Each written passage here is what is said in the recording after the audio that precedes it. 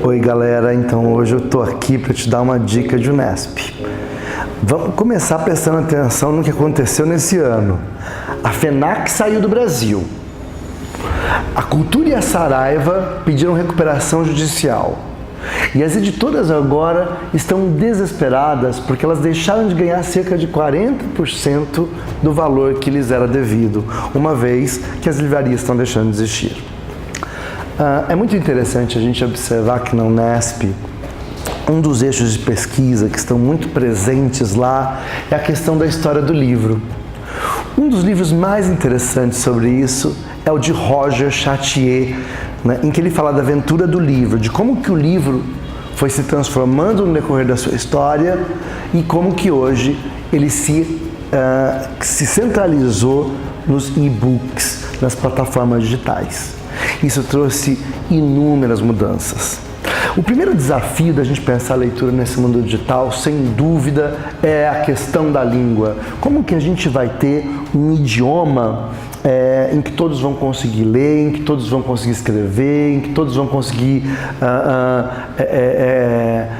articular as suas ideias para se comunicar de forma efetiva? É muito complicado, né? Então, a gente tem aí algumas possibilidades para isso que foram aventadas num conto chamado O Congresso, de Jorge Luis Borges. Então o personagem principal é incumbido de achar um idioma que seria perfeito para todos os homens de todas as nações, e ele chega a 4 possibilidades. A primeira é o Esperanto, que é uma língua artificial simplificada.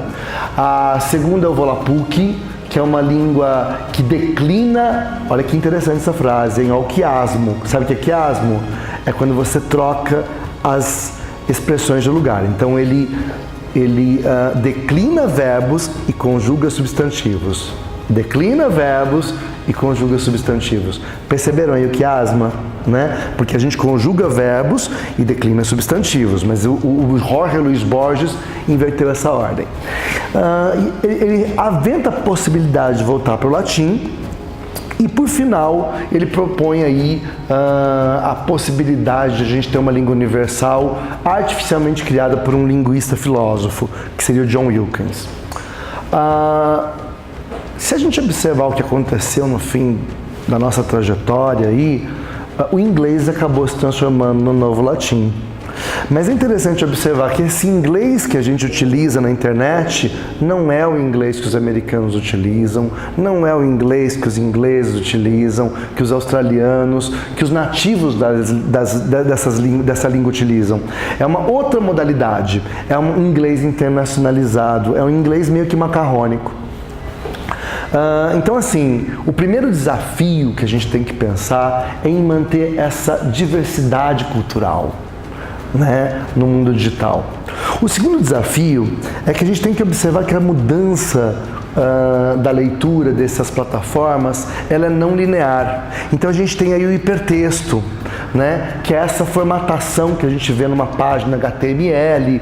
Ao invés de a gente ler o jornal, que tem uma ordem prevista para a gente ler, a gente vai ter aí uma página da UOL com vários quadradinhos que a gente vai construir da forma como a gente bem quiser a nossa leitura. A gente vai escolher aquilo que a gente vai ler primeiro, o que a gente vai ler depois. Se tiver alguma coisa que a gente não entende, a gente pode clicar no link, isso nos leva a uma outra leitura, inclusive chegando a uma leitura infinita.